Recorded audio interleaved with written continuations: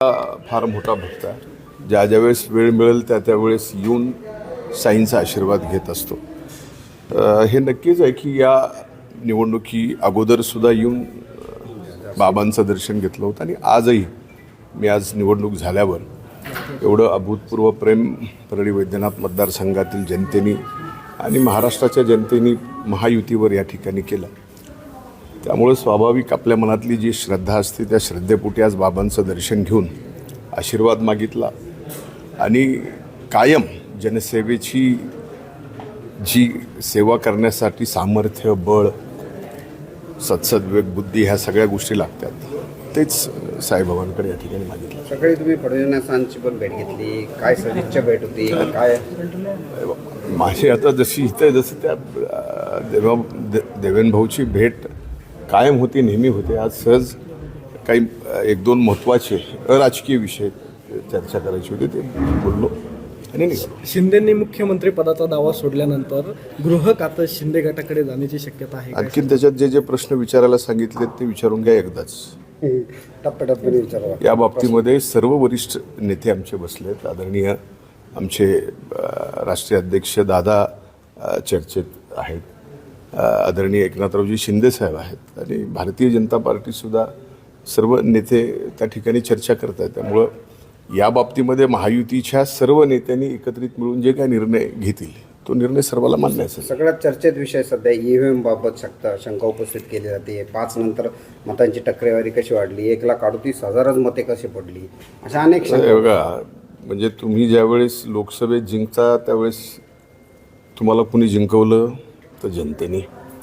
ज्यावेळेस विधानसभेत तुम्ही हरता त्यावेळेस तुमची हार EVMमुळे झाली. असा जो काही भाबडेपणा चालला हे महाराष्ट्राच्या जनतेला कळून चुकलं आहे. एखाद्या बूथवर 8 वाजेपर्यंत मतदान कसं चाललं तर त्या बूथवर जर मतदान मशीनवर 1400 त्या बूथवर 1500 असेल तर स्वाभाविक ती मशीन स्लो चालते आणि त्यात रांगा लागलेल्या असतात आणि जोपर्यंत ती शेवटचा माणूस रांगेतला संपत नाही तोपर्यंत त्याचं मतदान करून घेणं हे कायदा आहे. त्यामुळं याच्यात उशिरा मतदान कसं झालं, हेच कसं झालं याला बोलण्यात अर्थ नाही. पराभव मोठ्या मनानं मान्य करावा लागतो. जसं आम्ही लोकसभेच्या निवडणुकीनंतर मान्य केला. आम्ही काही त्यावेळेस EVM बोललो नाही.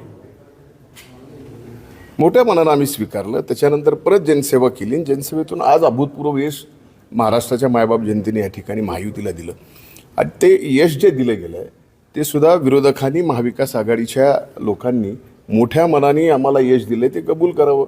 EVMमध्ये हे ते याला काय अर्थ नाही. विजय वडेट्टीवार आज सैदरमध्ये आले होते आणि ते म्हणाले की 2029 नंतर अजित पवार आणि मुख्यमंत्री एकनाथ शिंदे आहेत ते हद्दपार होतील राजकारणातून.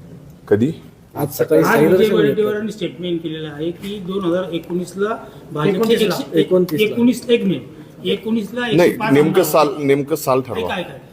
2019ला भाजपचे 105 आमदार होते. आज 2024ला भाजपचे 132 पेक्षा जास्त आमदार आहेत. तर 29ला हे जे दोन पक्ष आहेत शिवसेना आणि राष्ट्रवादी हे एक संपून जातील आणि दादा फक्त उपमुख्यमंत्रीपदी राहतील. त्यांचं स्वप्न पूर्ण होणार नाही. आता हे कोण म्हणावं? काँग्रेसच्या नेत्यांनी. त्यांची काय अवस्था झाली, ते कुठून कुठवर आले. त्यांनी आपली जी काही आहे ती पण ठेवली नाही. जी राहिलेली आज तेवढी तर राखावी. 29चं सांगतायत. अरे आज काय तुम्हाला महाराष्ट्राच्या मायबाप